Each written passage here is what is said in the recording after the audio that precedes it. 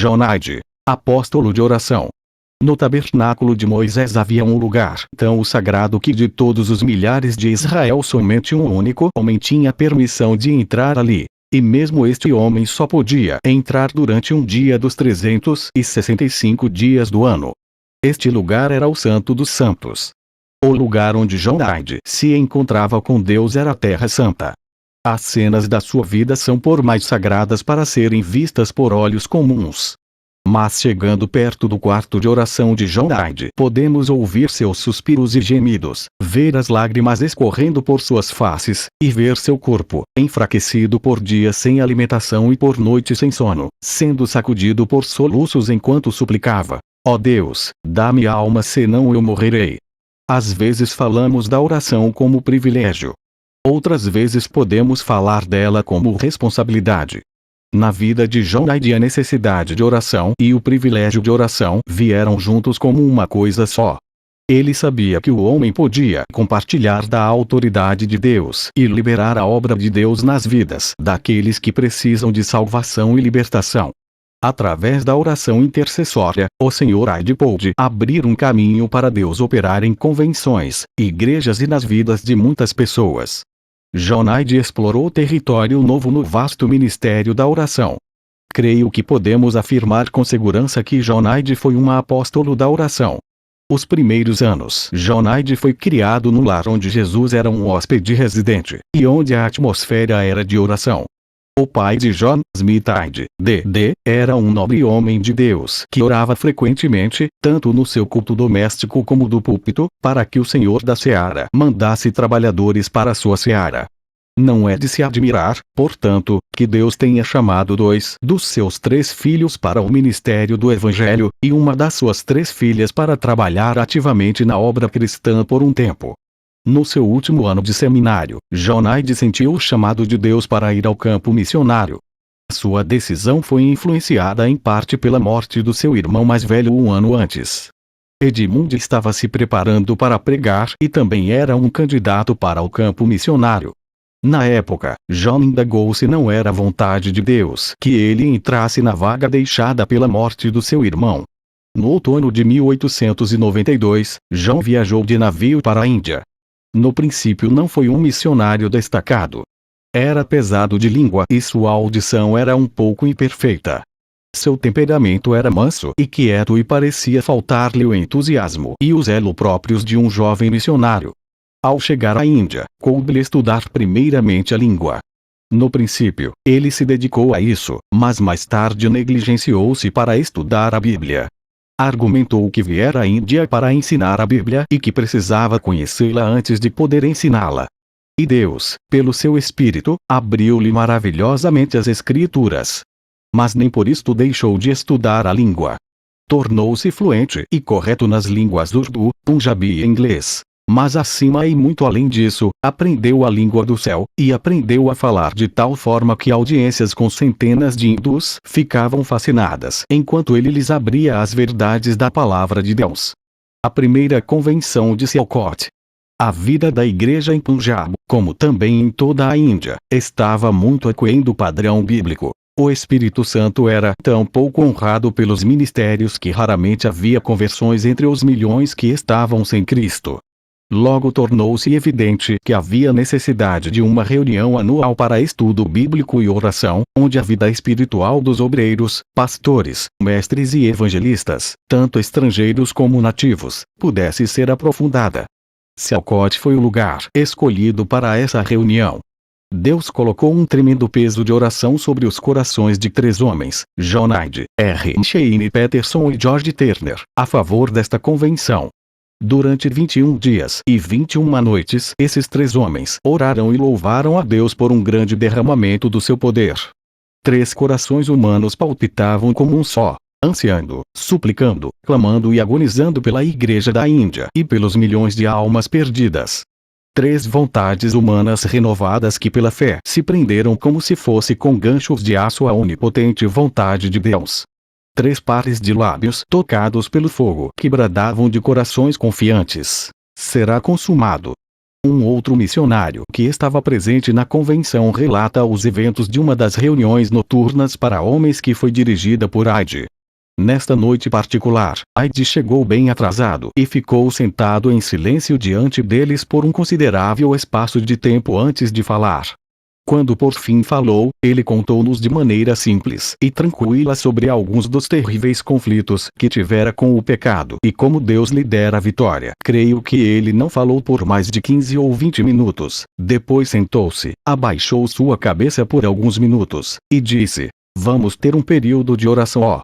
Lembro-me de como o pequeno grupo se prostrou sobre as esteiras de acordo com o costume oriental, e depois, por muito tempo, uma após outro se levantou para orar. Houve confissões de pecado tais como a maioria de nós nunca tinha ouvido antes, e intensos clamores a Deus pedindo por misericórdia e auxílio. Já estava muito tarde naquela quando o pequeno grupo se despediu e alguns de nós definitivamente ficaram sabendo de diversas vidas que foram totalmente transformadas através da influência daquela reunião. Quebrantamento por causa do pecado. No ano seguinte, na reunião anual da União de Oração de Punjab, que fora organizada antes da primeira convenção de Sialkot, Deus colocou sobre os corações o peso de um mundo mergulhado no pecado. Aos que estavam presentes foi permitido compartilhar dos sofrimentos de Cristo em certa medida. Foi uma gloriosa preparação para a convenção no outono. Nesta convenção, John Hyde estava constantemente no quarto de oração dia e noite. Ele era o preletor principal, e foi da comunhão com Deus que derivou seu poder para falar.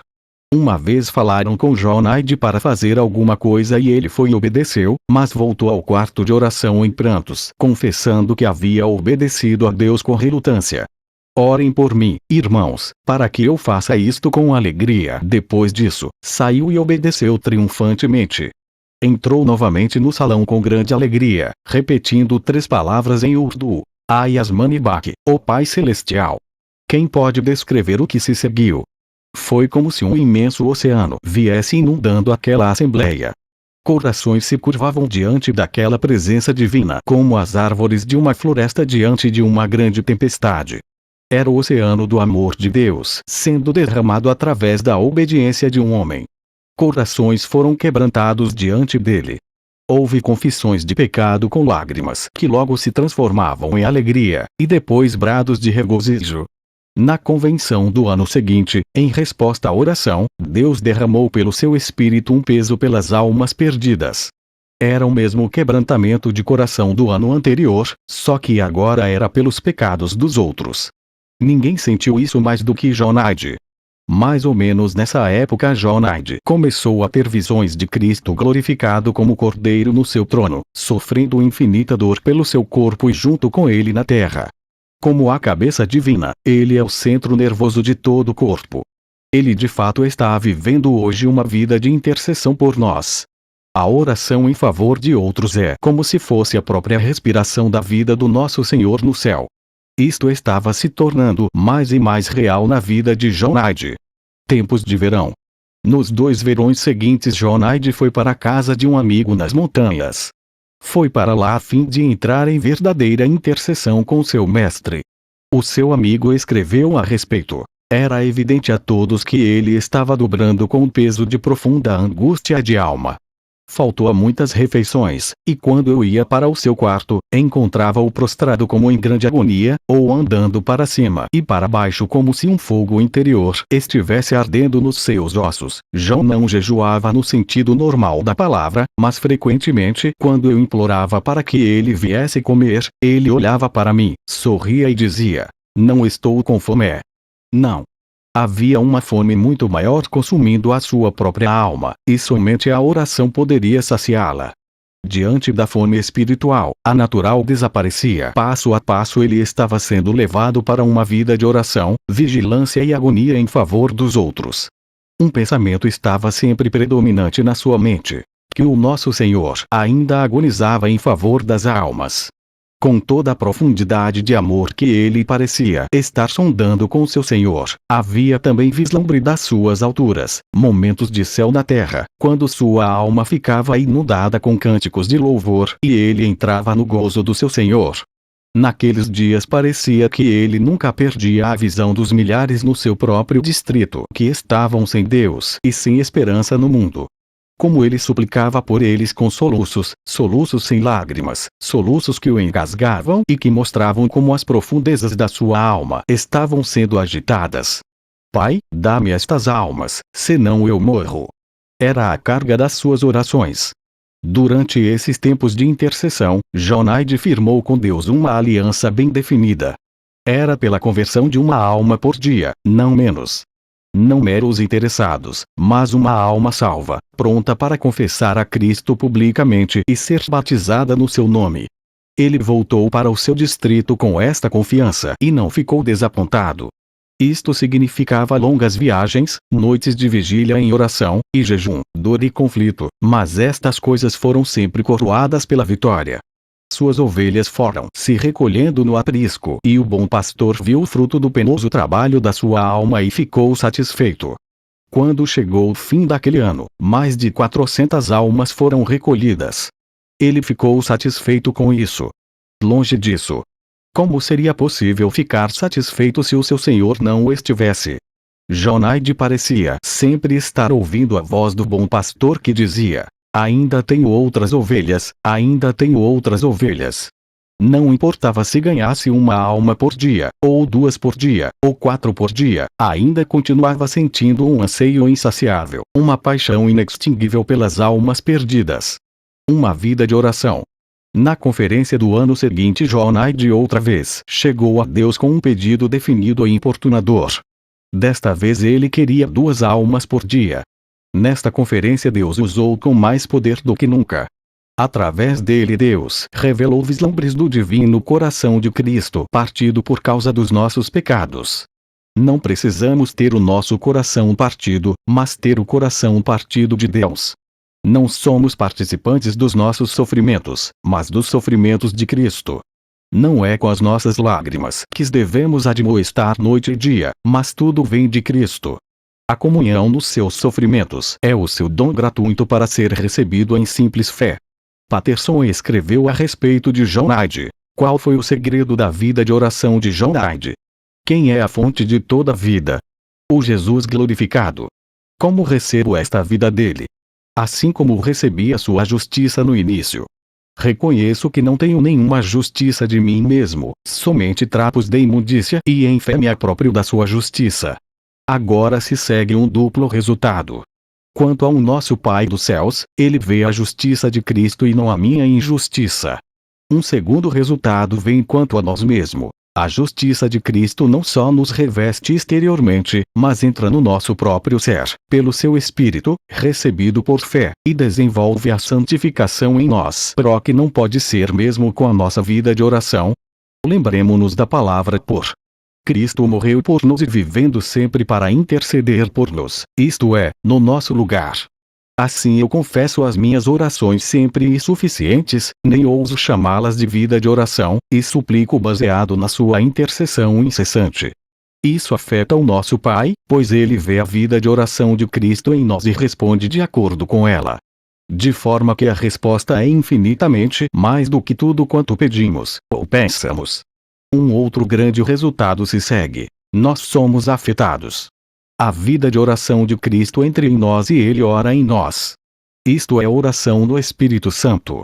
Esta é a vida mais abundante que o nosso Senhor nos dá. Oh, que paz, que conforto!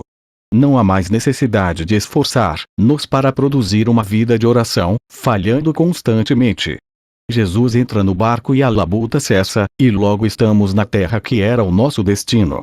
Agora, precisamos ficar quietos diante dele para ouvir a sua voz e permitir que ele derrame em nossa alma sua vida transbordante de intercessão, que significa literalmente encontrar-se face a face com Deus, verdadeira união e comunhão. João costumava dizer: quando nos mantemos perto de Jesus, é ele quem atrai almas a si mesmo através de nós, mas é necessário que ele seja levantado na nossa vida. Isto é, temos de ser crucificados com ele.